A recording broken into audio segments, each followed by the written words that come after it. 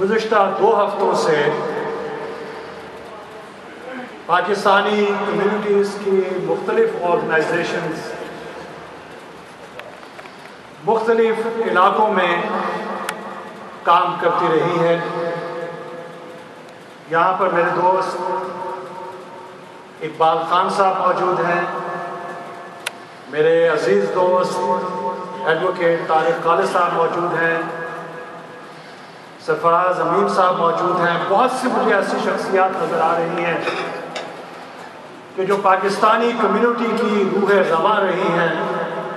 آج ہی کی بات نہیں ہے، حافظ صاحب نے پرانی یادداشتیں یادہ کر دی کہ یہاں سے اور خصوصاً اس مسجد سے پاکستانی کمیونٹی کے لیے وہ تحریکیں اٹھتی رہی ہیں جس میں سب کی فلاح اور بہبود کا عنصر پنہا تھا. آپ نے رجسٹریشن کا ذکر کیا. آپ کو معلوم ہوگا کہ اس رجسٹریشن کے سلسلے میں کمیونٹی متحد تھی، ایک جان تھی، ایک مٹھی کی طرح. لیکن انفارچونیٹلی آج پبلک ریکارڈ پہ یہ کہنا چاہتا ہوں کہ کچھ عناصر کی غلطیوں کی وجہ سے وہ معاملہ ہمارے ہاتھوں سے نکل گیا اور ہزاروں لوگوں کو اس ملک سے ڈیپورٹیشن کا سامنا کرنا پڑا.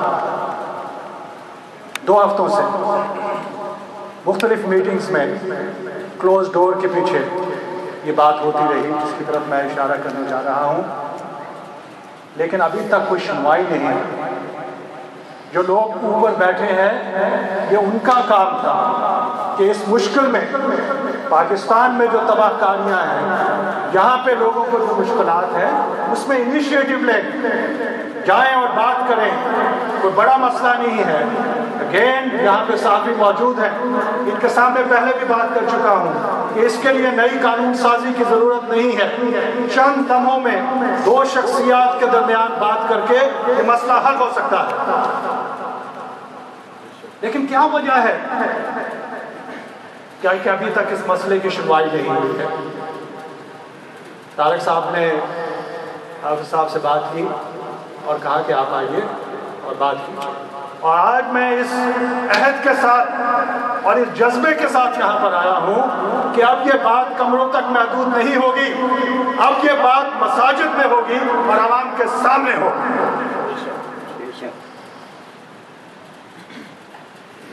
امیگریشن کا ایک قانون ہے جس قانون کے مطابق جس ملک میں بھی تباہ کاری ہو، وہاں کے شہریوں کو جو امریکہ میں رہتے ہیں اور جن کی غیر قانونی حیثیت ہے ان کو ٹیمپرری اسٹیٹس مل جاتا ہے، جسے ٹی پی ایس کہتے ہیں، ٹیمپرری پروٹیکٹڈ اسٹیٹس.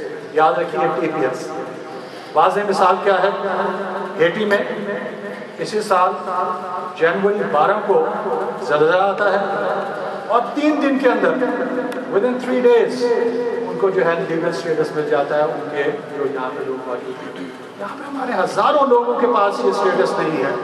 اور میں نے جس وقت احکام بالا سے بات کی تو انہوں نے بتایا کہ اس میں سب کے لیے جو ہے سنہری پہلو ہے، کسی کو یہ بھی نقصان نہیں ہے.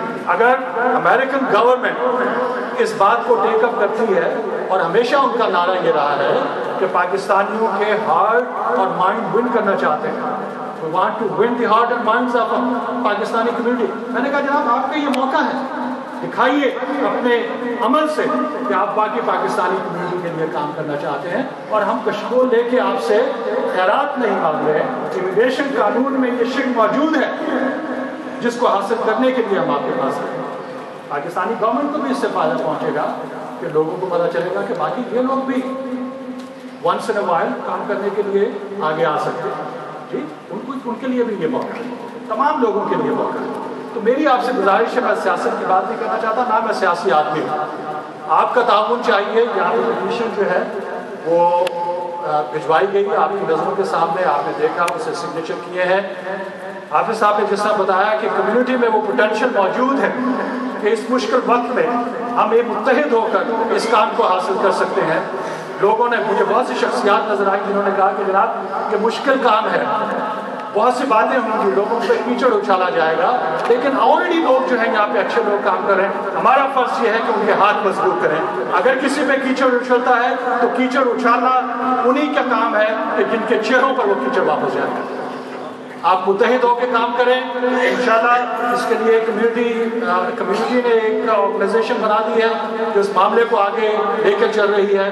اگر آپ کا تعاون ہوا تو اس مسجد میں کھڑا ہوں، خدا اور رسول کے سامنے کھڑا ہوں کہ اگر آپ نے تعاون کیا تو یقین جانیے کہ یہ مسئلہ حل ہو سکتا ہے، جس سے ہزاروں لوگوں کو کہ جو اس وقت غیر قانونی حیثیت کا شکار ہیں انہیں قانونی حیثیت مل سکتی ہے۔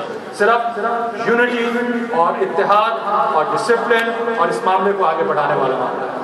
اگین میں حافظ صاحب کا بہت ہی مشکور ہوں کہ انہوں نے یہ وقت دیا اور اس انتہائی اہم ایشو کو آپ کے سامنے پیش کیا۔